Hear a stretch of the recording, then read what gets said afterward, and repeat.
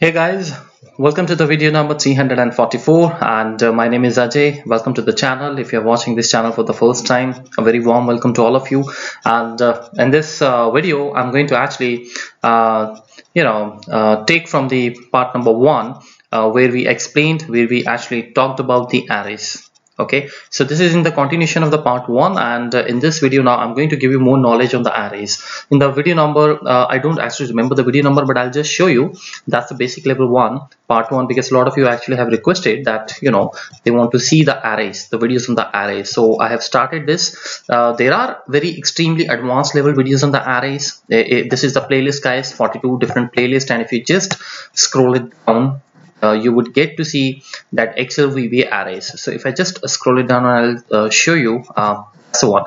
So we have the 5 videos on this series, and when you click on the Excel VBA arrays, you get to see all these different examples. So watch this video also if you don't have any knowledge about the arrays. In this video, I'm going to talk about further. I'm going to explain you that now we got the understanding on the arrays, but now let's try to understand it using the example. So I'm going to put the very simple example in front of you. Let me open the Excel. Arrays actually are very powerful, guys, and if you watch all these 5 videos, you will understand. And don't forget to in fact watch the Excel arrays as well, because though VBA arrays are different and Excel arrays are different, but thing is common that both of them are absolutely very powerful, very powerful. And bad part is that many programmers, they don't know about the arrays, they don't know how to use it, which makes me very sad, because if you don't know the arrays, you cannot take your automation to the next level. Same in the Excel also. In the Excel I would say, I mean, it's really not mandatory for somebody to learn the arrays, but I can tell you, if you go ahead and watch the videos where I talked about the arrays, and you see that what kind of a stuff we have done, trust me, you will see the longest formulas in Excel, and you will actually fall in love with the arrays. So it's actually must, I would say, if you want to be good on the extreme side I'm talking about. So now let us go ahead and discuss about the VBA arrays. Okay, so in the VBA arrays, I'm going to give you the example today. We are going to create the 2 arrays, 2 tables, in other words, and I'm going to compare their values one by one. So what actually we will do, for example, I write here north, I write here south, I write here east, and I write here west. Okay, and I write a couple of things. For example, in the table B, where I'm going to write, let's say, center, left, right, north, and then maybe let's say east. Okay, and a couple of more syntaxes, anything. Let's say I write name, hello, and whatever you want to write. What I want to do is I'm gonna run the loop today. I'm gonna run the array loops. First of all, we will make 2 arrays, so you will learn that how to create the arrays, though I have already talked about that in my video. Still, here I will again talk, but it is going to be very fast, because I really don't want to waste your time on that, which something which is already we have discussed. So we're gonna create 2 arrays, okay, and 2 arrays. One array will hold the items, and the second array is gonna hold these. What actually we want to do, we want to compare the array 1 items one by one in the array 2, and we want to see that who all are there, okay, which all actually items are there. For example, do we have the north here in this table? Do we have the south? Do we have the east and the west? And finally, in the message box, we would like to see what all values actually be found in the table 2. That's what we want to do. And let me correct the spelling as well. So this is going to give you a good example on the arrays. So let's go ahead. First of all, create the 2 arrays. How are you going to create the 2 arrays? Well, let's go ahead and insert the module. So I'm going to compare items. Okay, this is what I'm going to name it. Okay. The first thing which I want to do is, obviously, I want to create an array. So you decide the name of the array. So what do you want to do? Maybe table 1, right? So let's give it an array called table 1. Okay. Declare it as empty, because you don't know how many items you have. So I'm going to declare it as a string, because every item is a string. Now, in this particular example, I can directly write 3 as well. So if you write here 3, that means the array is going to hold 4 items, because it starts with 0. Some people also write like this, 0 to 3. That's all up to you. How do you want to start it, right? I'm gonna keep it simple 3, because I think I'm more comfortable in this. This way also you can do, if you want to make it dynamic. In the dynamic, you will like to find the last row.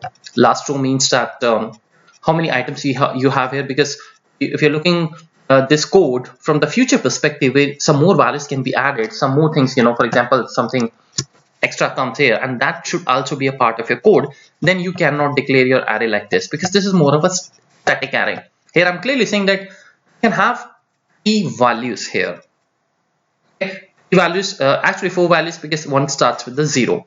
So make it dynamic, just remove that. Now say that you are absolutely empty. First of all, we will capture the last row. I'm going to find the last row, L row as long, and this code is going to give me the last row.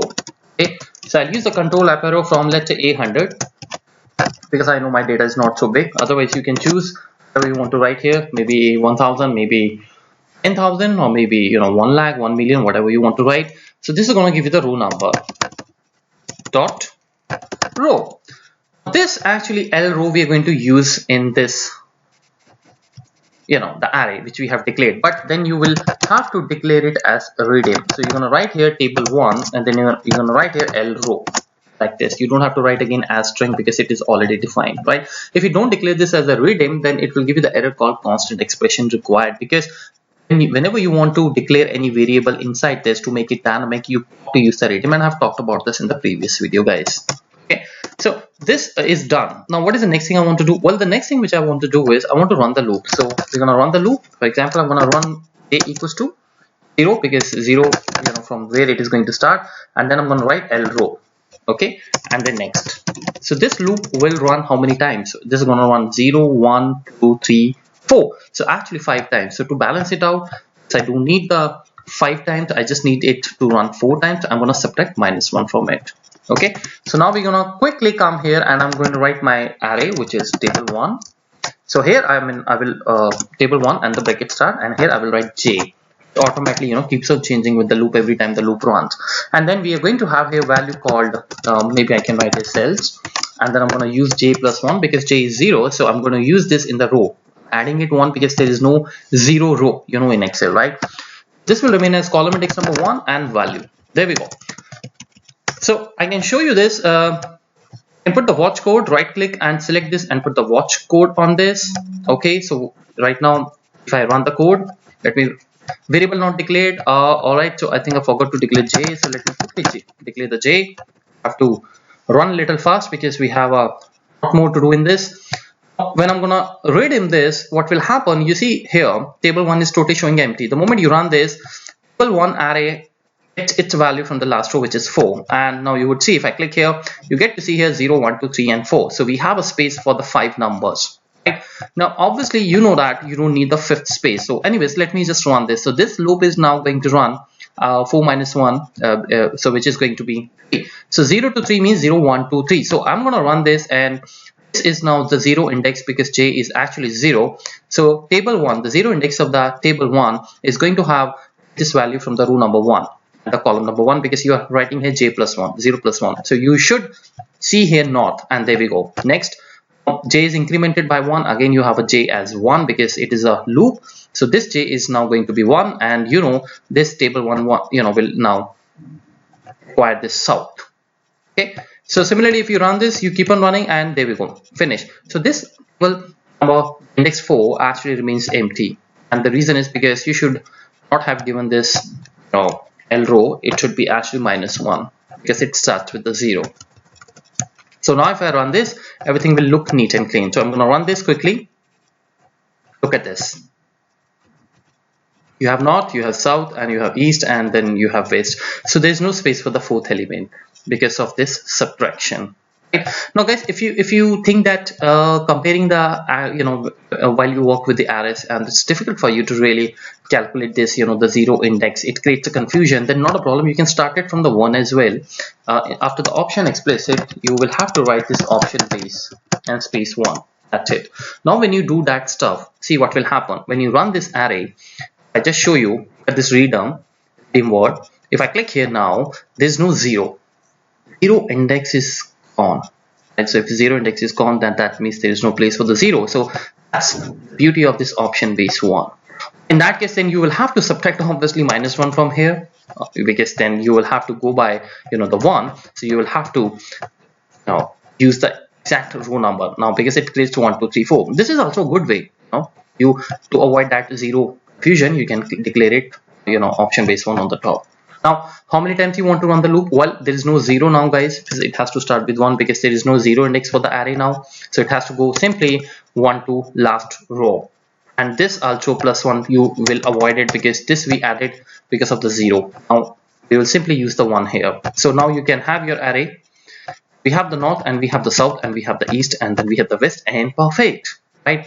Let's quickly go ahead and create one more array. Okay, so you can write here in the new line as well, but I'm going to declare everything here. So let me declare here table2 the same way as string. Okay, and then what we will do, we will find another row and I'm going to name this as L row 2 as long, and then I'm going to copy this entire line because we want to find the last row now from the B column. So I'm going to calculate it last row 2. So you will write here last 2 and you will write here B. It's going to give you what? It's going to give you 7, right? So again, we're going to define this redeem, and this time it will be table 2. All right, and here we're going to have table 2, right? So you have a new array now, which is table 2. To fill up the values, what we will do, we will simply go ahead and copy and paste, and this time again this has to be 2. You can use the J, that's not a problem. It's this J, we can use it again and again, and here we're going to change it to 2, and of course here the column number will be 2, right? Because you got to have the B.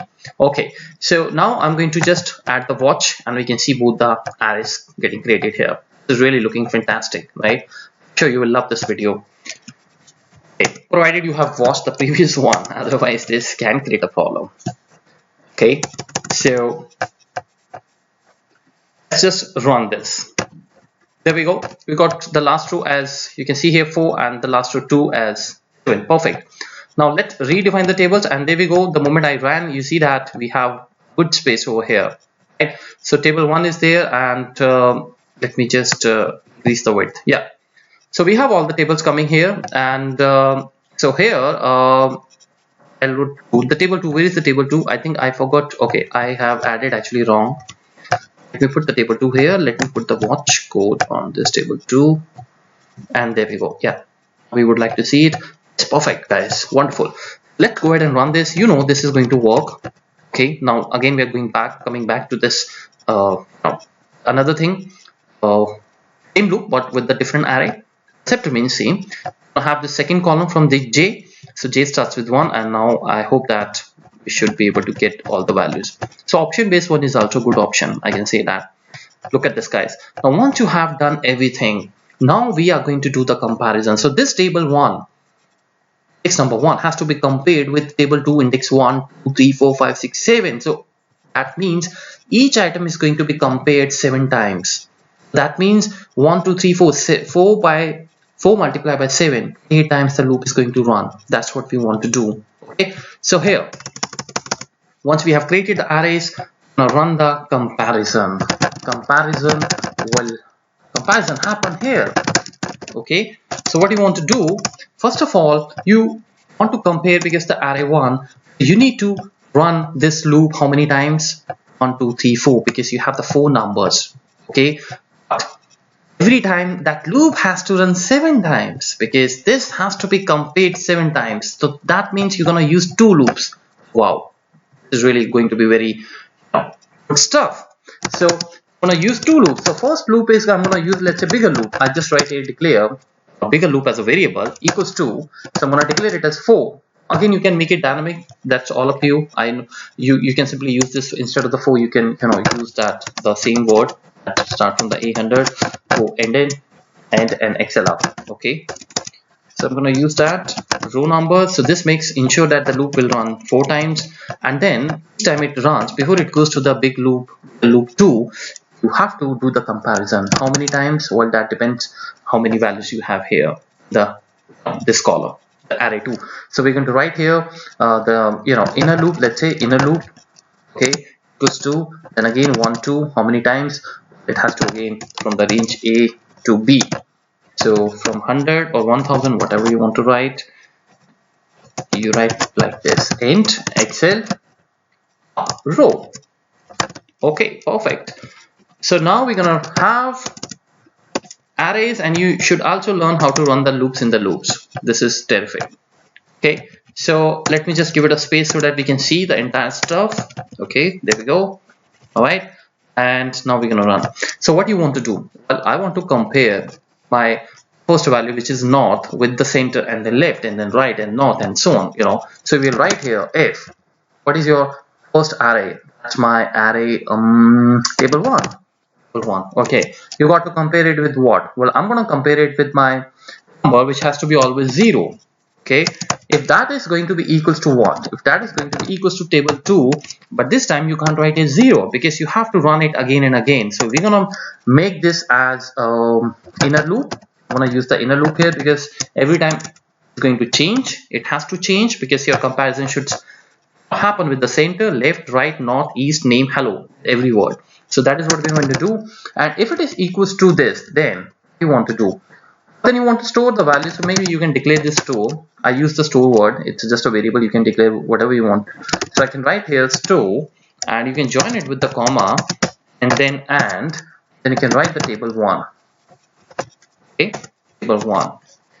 So table 1, as I beg your pardon, this table 1 actually like this, and then index, which is 0. Okay, the point is 0 is also not going to be, you know, going to work here because 0 is fine, but the next time when the loop runs, then this shouldn't be 0. This has to be actually 1 because then you want to do the comparison between south and center, and then between south and left and south and right. So what I can do is I can be very tricky here. Instead of this, why don't I just declare here bigger, you know, the loop. Is this, when this is gonna run, this will always be 1, and then when it, you know, runs for the 7 times, goes to the next, then the bigger loop is going to be 2, and then we will have the 2 here. Well, anyways, I will run the code and you will understand. So we're gonna write here else do nothing, and if. Okay, that's it, simple. This is the code, and in the message box I can do is, just to give you the understanding, right here in the message box, so values which are found. Okay, so you can put the colon here, and then you can join it with the var, with the store, I beg your pardon.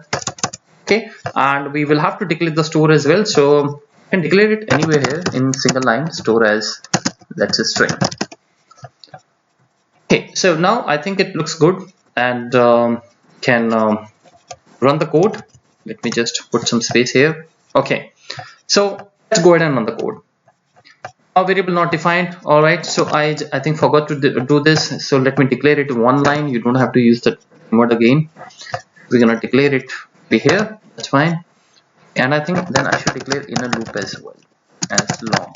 Okay, bigger loop should also be as long, or whatever you want to choose. Leave it like this because then we will take it as a variant and it's gonna take a lot of space. It's not a code which can impact the program. Of course not this program because this is very small, but generally you should declare the data types. Okay guys, so I think we are good, and I can run the code now. There we go. Now we have everything. Let's get this, both the tables get defined. Let me click here, and now you will understand. So this part we already know. Let me run it quickly. We have all the items getting filled here. Yes, there we go. Now this bigger one is gonna run for the first time, and this is running. Bigger one is 1, so this entire loop has to run 4 times, remember. But you know, each time it runs, first it has to initiate this loop, which is the inner loop. This got to run how many times? Well, this got to run 7 times, right? So now the first time when I'm running this loop, this bigger loop is, you know, we got it 1 from here. You know, now table 1 index 1 is north. So is my north equals to my index of the table 2? Obviously you know that it is not. So if I just hover my mouse here at this is north, and this is what? The center. You know they are not equal. No problem. Let's go to the else, and then next. Then the next time I'm gonna run it again. Now you see it is still north. You know that why? Because bigger loop will be 1 as long as you keep running in this loop, and that is my idea, because we want to now compare the north with every item. But at the same time, this inner loop is going to be 2, because this inner loop actually, this loop is, you know, the inner loop is going to this increment this in a loop because of this next word. So now you have here north, which is still the north, no changes, and here you got the left. Now it is also not equals to it, so no problem. Again, it goes in the else. Again, this is going to be compared, so we have the north, and this is what we have right. It is not going to be compared. And if this is again north, this is going to be north. Oh wow, we got it.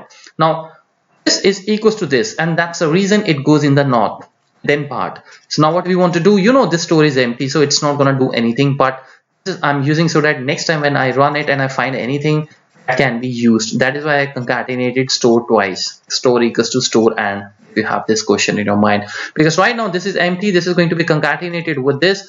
You cannot write 0. I beg your pardon, this actually should have been changed as, you know, the bigger loop. Okay, so now we're gonna run it, and I can show you. Let me put the watch code on this as well. There we go. You see that now in your store you have comma and not. Perfect. First item is captured. Now after this, if I run the code again, let me just click back here. Nowhere we are going to see this not, because not is nowhere. So this keeps on running.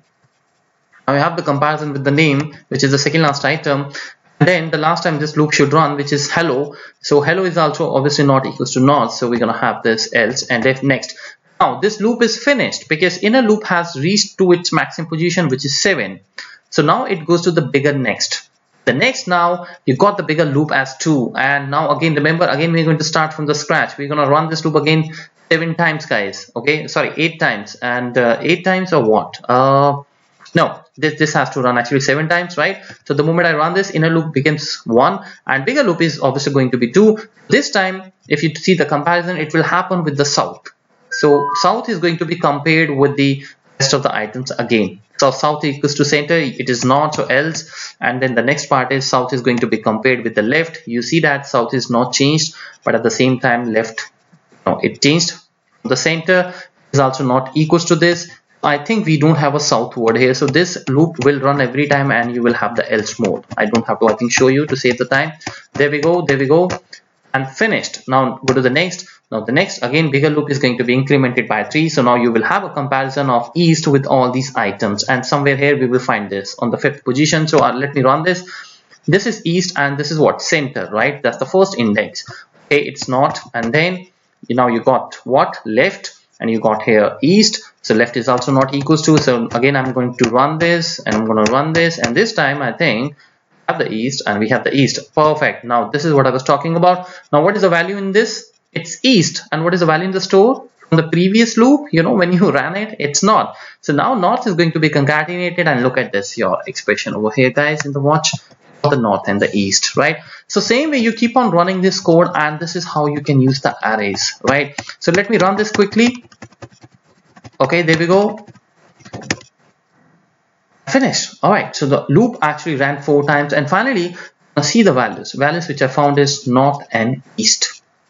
Okay, this is how you can use the arrays for the comparisons also. Now I know that something not really a kind of, I would say generally my videos are always on, you know, the practical scenarios because of your emails which you write me, but you know, from the to understand it from the base, you know, from the perspective that you want to know that how arrays actually work in terms of their functionality, I think this was the best. So that's it, guys, and don't forget to watch that part 1, otherwise you will not enjoy this, and which I really, you know, do not want, because I'm putting up the efforts and I really want that you should go by the proper sequence. So let me know how about this, you know, how, I mean, if you have anything to share, I mean, any comments, if you feel that there's something which I missed, please put your comments there, and don't forget to subscribe to the channel. Thank you so much for watching.